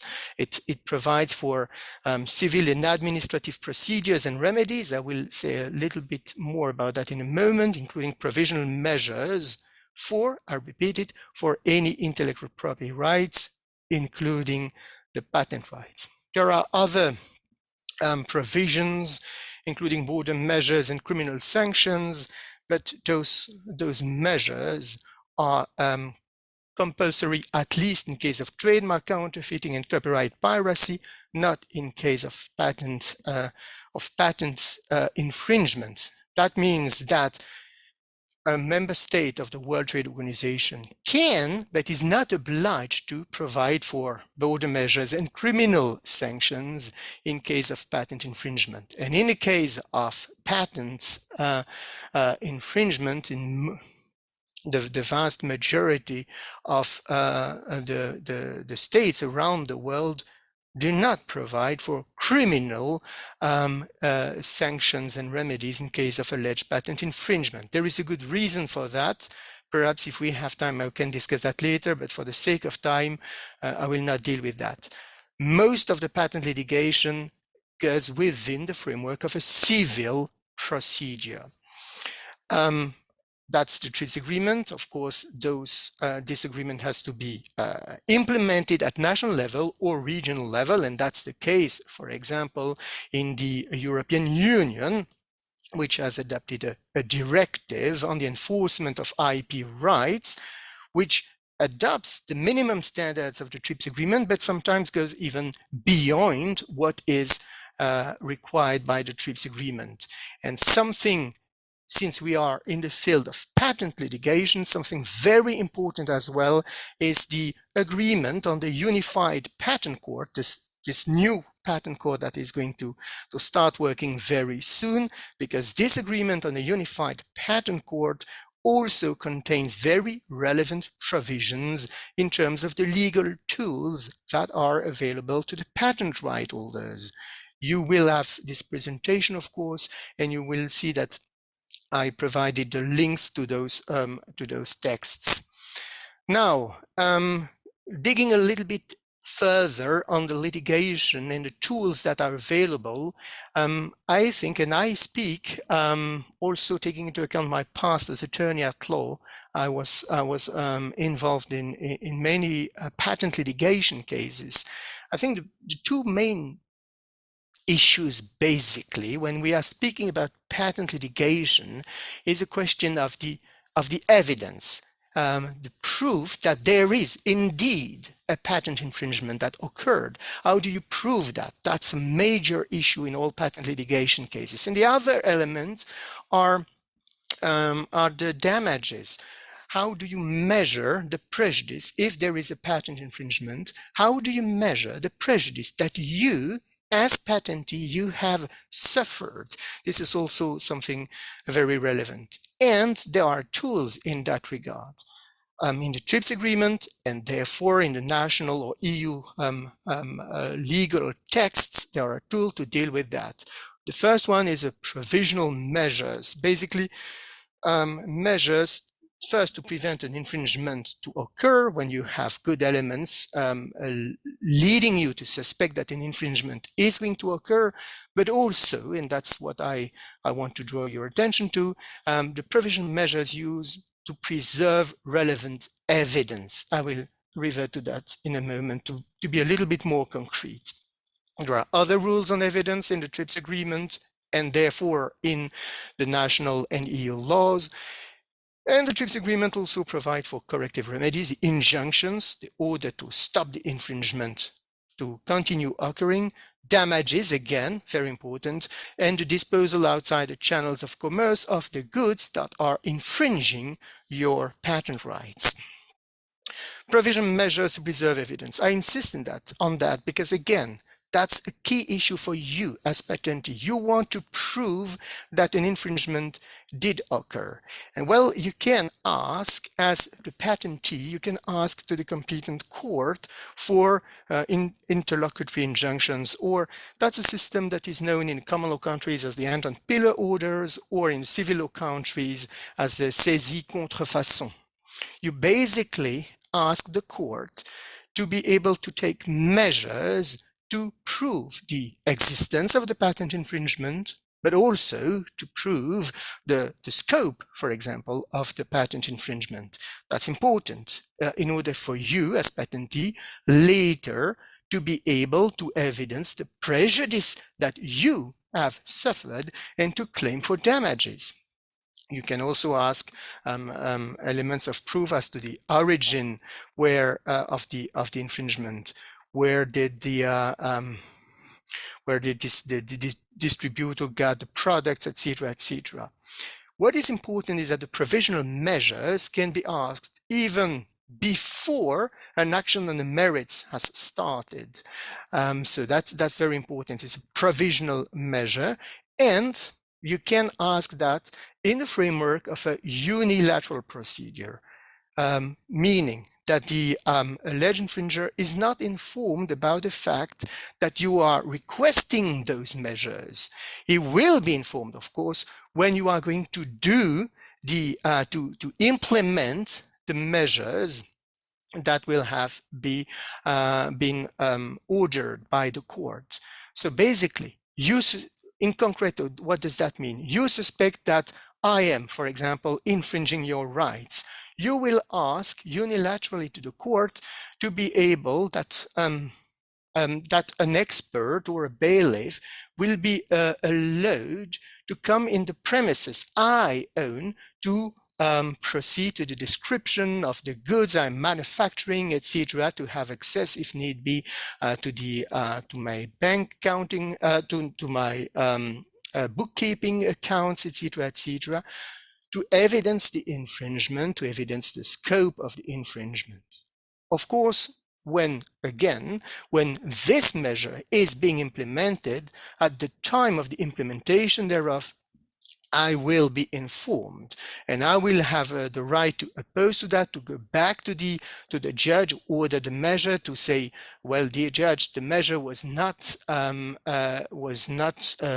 well founded for this and that reason, right?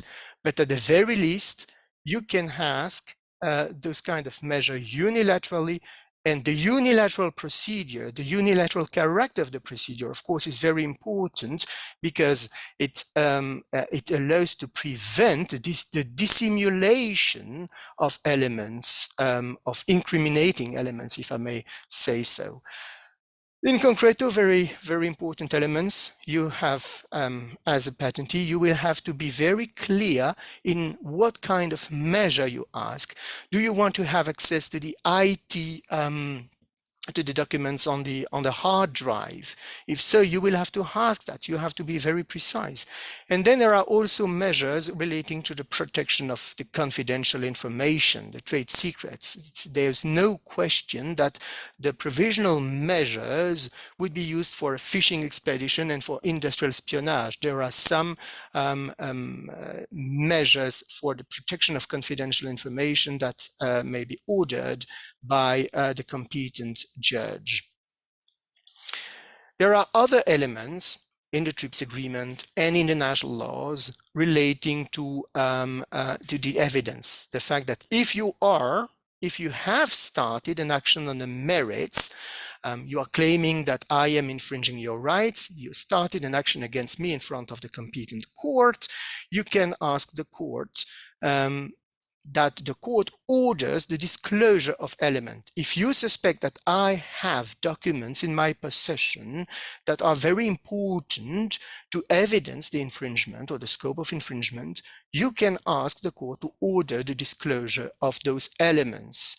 And if I don't comply with those with this order, there's contempt of court, but the court can consider that the refusal to cooperate means that the assertion made by the patentee is probably right. There are other kind of tools for evidence, a right of information, the fact that you can ask the court for information about those involved in the chain of infringement, meaning those having furnished the material, etc., or the intermediaries whose services have been used to commit the infringement. And there are other legal provisions dealing with evidence. I draw your attention in particular to the agreement on the Unified Patent Courts, because once again, this agreement deals specifically with patent litigation in front of the UPC, the Unified Patent Court, and there is a provision on the various means of evidence that can be used, such as the affidavits, such as witnesses, the opinions by experts, etc. And in all those cases, once again, there is also the element of the protection of confidential information that will be taken into account by the competent court.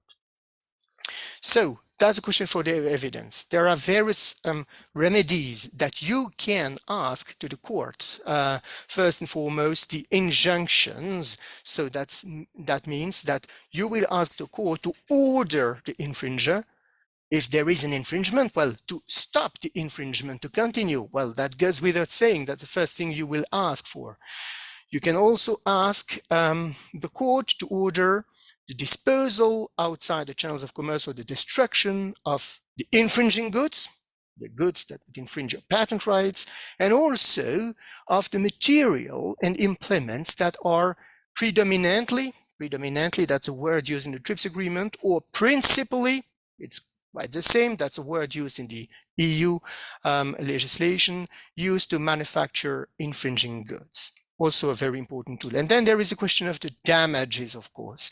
You are the patentee, your rights have been infringed, you want to be compensated for the prejudice you have suffered. Again, in patent litigation, that's very often a very key element of the discussion patent litigation, because it's very difficult to assess exactly what your prejudice is.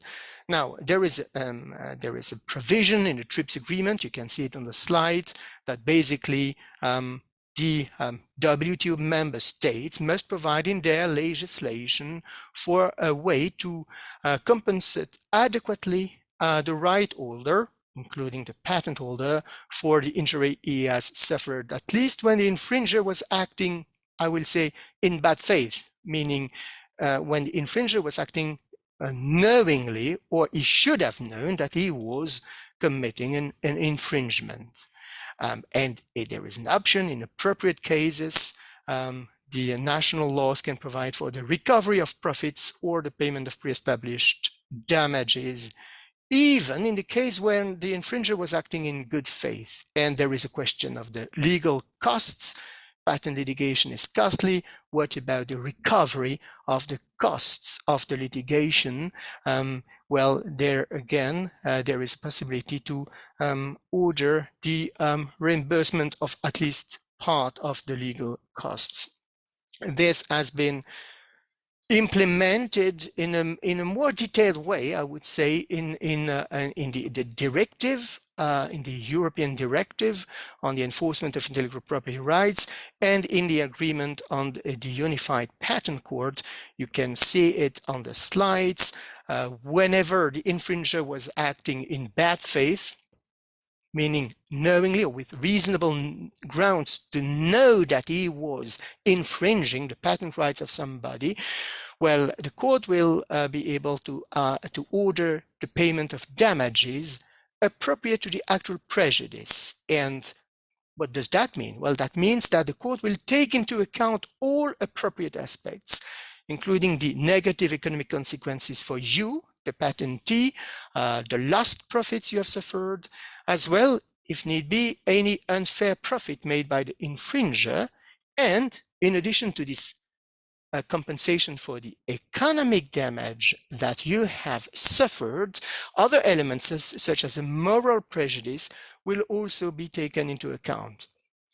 Or as an alternative, since, as I said, very often it's difficult to really assess what is your real prejudice, an alternative can be that the court would order a lump sum, which should correspond at the very least to the amount of the lost license, to the amount of the royalties that you could have as patentee asked the infringer to pay if he had asked, as he should have, if he had asked for a license to you.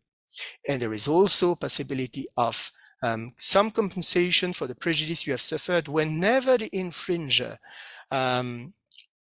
committed the infringement in good faith, I would say, and that's the recovery of the profits the infringer made and or the payment of damages that can even be pre-established. It can be that the lawmaker is making a kind of table of pre-established damages, and that would be used by the competent court. Now, I don't have much more time, I have 5 minutes. I will just would like to draw your attention in the European perspective on the game changer that the new Unitary Patent Court is going to constitute. So the Unitary Patent Court is going to work as from the 1st of June 2023. Not all the EU member states, as I'm sure you know, are participating in this system of the Unitary Patent Court. Only 17 member states are doing so for the moment. You have more information, by the way, on the link that I've provided for. I will not go into the detail of the structure of the Unitary Patent Court, of the UPC for the moment.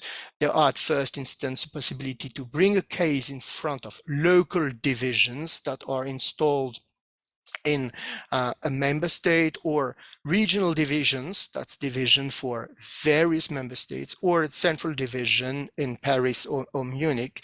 But I won't go into the detail of that. What is important, I think, is that this UPC will be able to handle all cases of patent litigation, re-infringement actions and revocations actions. And usually both go hand in hand, because if you are claiming as patentee that your rights are infringed, very often the alleged infringer will counterclaim and pretend that your patent is not valid.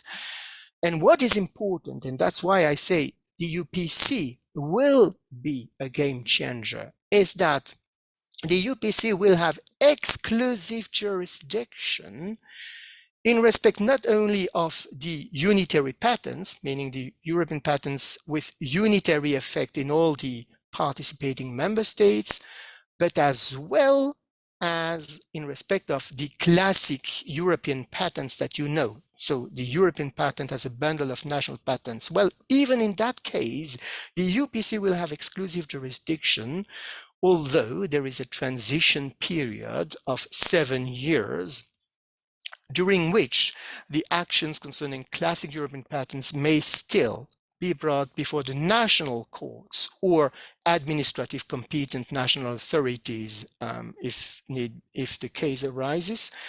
And there is also the possibility for the patentee to opt out from the jurisdiction of the UPC. But nevertheless, the UPC will certainly be a game changer. And again, it's very interesting, I think, to read the agreement on the UPC because it contains a lot of detailed provisions on the litigation in front of the UPC. Now, that's for the litigation. As I said, litigation is very costly. Another way, perhaps, to protect your rights is also to avoid litigation in front of a court and to go for ADRs, the alternative dispute resolution. You can have mediation, you can have arbitration, and you can have even expert determination. You can see on the slide what those terms means. And I would certainly, I don't have time to go, I still have 2 minutes, so I can't go too much into the detail, but I would certainly invite you to read the contribution made by Trevor Cook, an American lawyer, on the alternative dispute resolution as a tool for IP, including patent enforcement, that has been presented in front of the WIPO Advisory Committee on Enforcement. That's the committee of WIPO member states dealing with IP enforcement issues. This is a very interesting document showing you the advantages of the alternative dispute resolution, certainly also, once again, in terms of costs. There is, in the system of patent and patent litigation, there are various institutions, I would say, that are active in providing services of alternative dispute resolution. I just put 2 examples. Bear with me, those are just examples. There are others. But first of all, in the UPC itself, there will be, it still has to be constituted, but there will be a patent mediation and arbitration center that will have 2 seats, one in Lisbon and one in Ljubljana. And there is also the WIPO Arbitration and Mediation Center that provides those services, including with specific complementary procedural assistance and reduced fees for small and medium-sized enterprises. You have the link on this slide. My point, conclusion, I still have 1 minute. As SMEs, as startups, etc., it's very, very important that you do take into consideration the need to enforce your patent rights. So the enforcement of your patent rights should be a full part of your business strategy. There is a big advantage also to be proactive, to be in the driver's seat, because if your rights, for example, are infringed, it's better to start a procedure or to take appropriate steps in the framework of ADRs, because then you can have a better impact in terms of choosing which court is going to be seized, what will be the language of proceedings, etc., etc. Something I didn't have time to dig in further, but of course it's the cross-border nature of patent disputes. Patents are territorial rights valid in your territory, but very often you have, for example, if you applied for what we call an international patent via the PCT system, after that you will have the same patent for the same invention in various jurisdictions around the world. How do you deal with that when your rights are infringed in various jurisdictions? This is also a clear element, and the strategy in terms of enforcing your patent rights in that case is very important. So once again, it's good to be well advised by attorneys at law and patent attorneys. And last but not least, enforcement of patent may be costly. You have to take that into consideration, but there are also initiatives to reduce the costs. That's one element, by the way, of the creation of the UPC, to try to reduce the cost, but there is also the ADRs, etc. And last but not least, I put a link on the slide to a specific article written by Bruno van der Meulen regarding the IP enforcement strategies for SMEs that I would certainly invite you to look at. That's it in my 30 minutes allotted to me. I thank you. It goes without saying that I remain now and in future, you have my contact detail at your disposal if you would have any question or comment. Thank you very much. Thank you so much, Xavier. I must admit I enjoyed diving into, although complex matter and very well explained from your end. I would like to open the floor to see if there are any questions from the audience. And while we're gathering the questions, feel free to raise your hand or open your mic and your camera. I was wondering, indeed, are there any sources that you could point to for further training or more detailed information about the cross-border nature, indeed, of patent infringement disputes? Is there within WIPO a training source online, or if one of the audience, the participants, want to dive a bit deeper there? That's a good point. If you allow me, I will have to dig in further and to provide you those details, Bram. Of course, there is the courses offered by the WIPO Academy on the patent rights, which include also these questions of cross-border litigation. And I am sure as well, I'm 100% sure, that the EPO also offers courses that also deals with the question of the cross-border elements of patent litigation. Now, that's just my answer right now. I cannot be more precise for the moment, but I can certainly provide you with more indication that you could disseminate to your members later on, if that is agreeable to you. It would be wonderful. And indeed, on that note, make the bridge to concluding this session. And once again, thank you very much, Xavier, for this thoughtful and concise intervention. You're welcome. Indeed, linking to Xavier's note, I see that there are no further questions. The materials, that means the recording of both the sessions of the 16th of March and today, and the presentations will be shared with all participants over the following days. And on that note, I would like to start concluding this session. We started earlier, 16th of March, with Nicolas Vignon and Alessandro Corrado from EU IPO, who are the co-organizers of this training, and thank you for the cooperation. Just to recap, we had Philip from EU IPO talking about brand strategy, trademarking, and NDA filing. Agneta from Jurit talking about domain names and the context of IP. Mary briefly talked us through the IP scan availabilities, and Elisabeth concluded that day on the SME fund, the EU IPO SME fund. Today, we kicked off with William Carbone from the Adjacent Possible, talking us through the IP exploration and showing the patent scan solution that they invented. Moving towards Oliver, we move to the chapter of enforcement, trademarking and copyrights, among others, the IP enforcement tool from EU IPO by Oliver. And we just concluded with Xavier on the broader perspective, a more global perspective, transcending the European context and also transcending trademarking copyright towards more patent infringement, and of course, dispute resolution.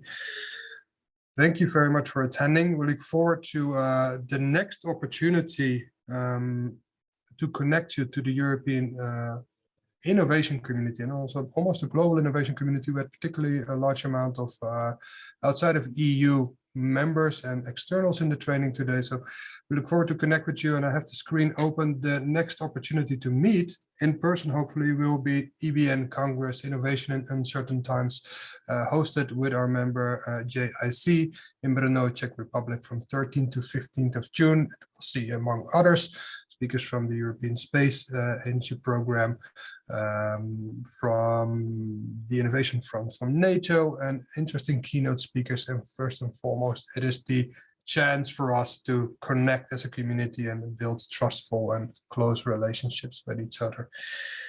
On behalf of Laura Lecci, CEO of EBN as well, thank you once again for participating. Thank you to the speakers and the trainers. And we'll give the closing word to Raffaele, who opened the day as well. Perhaps a quick closing from you, Raffaele, and then the circle is round. Thank you, Bram. Well, my only closing can be the one that I underline the fact that the training track, especially IP, has been always also traditionally in EBN very important milestone for us. IP is very important for entrepreneurs, for innovation, and we are taking particular care of these. Of course, the other, I don't want to say that the other training track are not important, but they are still within the support we are providing.